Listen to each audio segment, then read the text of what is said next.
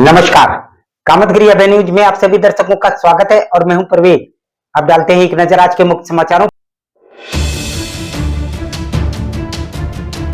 अब समाचार विस्तार से। मिलते हैं छोटे से ब्रेक के बाद और आप देखते रहिए अभय टीवी। सुषमा स्वरूप इंटरनेशनल स्कूल, अशोक गांव के पास पहाड़ी रोड, करवी, चित्रकूट। एक ऐसा स्कूल जहां पर शिक्षा के दौरान बच्चों को बैंक एवं फैक्ट्री में भ्रमण करवाकर बैलेंस शीट का करवाया जाता है अध्ययन। वहीं 16-17 मई को समर कैंप की भी सुविधा उपलब्ध है, जिसमें सभी छात्र छात्राएं इस समर कैंप का उठा सकते हैं लाभ।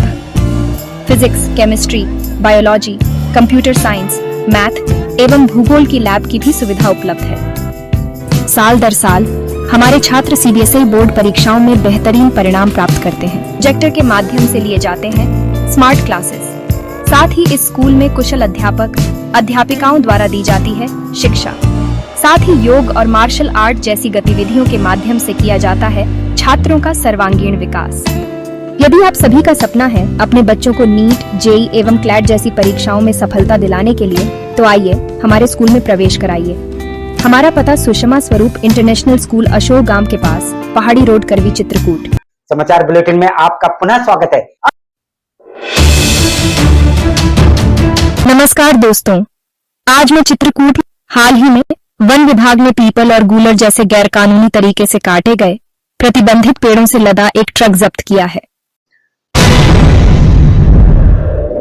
इसमें भारतपुर में हमको सुबह करीब 7 बजे सूचना प्राप्त हुई थी कि एक ट्रक में रियाज नाम का आदमी कुछ लकड़ी लोड कर रहा है, जिसने सूचना देने वाले ने बताया कि उसकी कोई परमिट नहीं है और वो अवैध कटान की लकड़ी है। तो सूचना प्राप्त होने पर वहां सेक्शन ऑफिसर वन दरोगा अर्जुन द्वारा मौके पर चेकिंग करी गई, जिसमें पाया गया कि कुछ प्रतिबंधित प्रजाति की लकड़ी जैसे पीपल उसमें लदी हुई थी। ये घटना चित्रकूट में सेंट थॉमस स्कूल के पीछे हुई। एक कुख्यात लकड़ी माफिया अकबर इस पूरे ऑपरेशन को अंजाम दे रहा था, लेकिन इससे भी ज्यादा चिंता की बात यह है कि इसमें क्षेत्रीय वन अधिकारियों की कथित संलिप्तता है। स्थानीय लोग आक्रोशित हैं और इन अपराधियों के खिलाफ सख्त कार्रवाई की मांग कर रहे हैं। गैरकानूनी लकड़ी से लदे ट्रक को वन अधिकारियों ने भरतपुर नर्सरी में जब्त कर लिया। इसके बाद उस ट्रक को सीज करके उस पे जो भी विधिक कार्रवाई है उन धाराओं में मुकदमा दर्ज किया गया है और आगे फिर उसको केस के अनुसार उसका निस्तारण किया जाएगा। हालांकि यह कोई अकेली घटना नहीं है। पिछले हस्तक्षेपों के बावजूद इस तरह की गतिविधियां जारी हैं, जिससे वन विभाग की प्रभावशीलता और ईमानदारी पर सवाल उठ रहे हैं। लगभग कितनी लकड़ी थी और क्या लागत है? अभी तक मुझे वो मुकदमा प्राप्त नहीं हुआ मेरे कार्यालय में, वो रेंज ऑफिस में ही अभी दर्ज किया गया है। तो जब वो मेरे कोर्ट में आएगा तब मैं उस पे आगे की जानकारी दे पाऊंगा। थोड़ा विस्तार से बताएं तो नोएडा में वन विभाग बिना अनुमति के पेड़ काटने वालों पर सक्रिय रूप से जुर्माना लगा रहा है।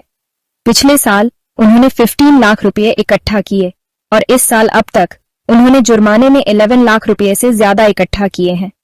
चित्रकूट की यह पूरी स्थिति वन विभाग के भीतर सख्त प्रवर्तन और जवाबदेही की आवश्यकता पर प्रकाश डालती है।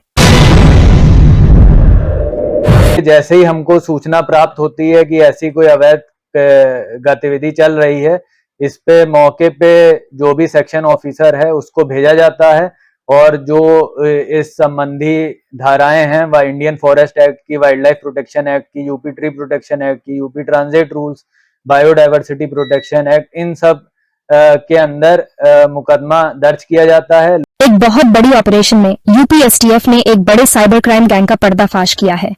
चित्रकूट में 6 लोगों को गैरकानूनी तरीके से साइबर क्रिमिनल्स को सिम कार्ड देने के लिए गिरफ्तार किया गया है। ओम प्रकाश अग्रहरी के नेतृत्व में यह गैंग टेलीकॉम ऑफिशियल्स के साथ मिला हुआ था। पिछले 2-3 सालों में 10,000 से ज्यादा सिम कार्ड फ्रॉडुलेंटली एक्टिवेट किए गए थे। जब्त की गई चीजों में सिम कार्ड, एक बायोमेट्रिक स्कैनर और कैश शामिल हैं। जांच अभी जारी है। आखिर में डालते हैं एक नजर आज के मुख्य समाचारों पर। हमें इजाजत दीजिए, अगले समय हम फिर हाजिर होंगे पुनः कुछ खास खबरों के साथ। नमस्कार और आप देखते रहिए अभय टीवी।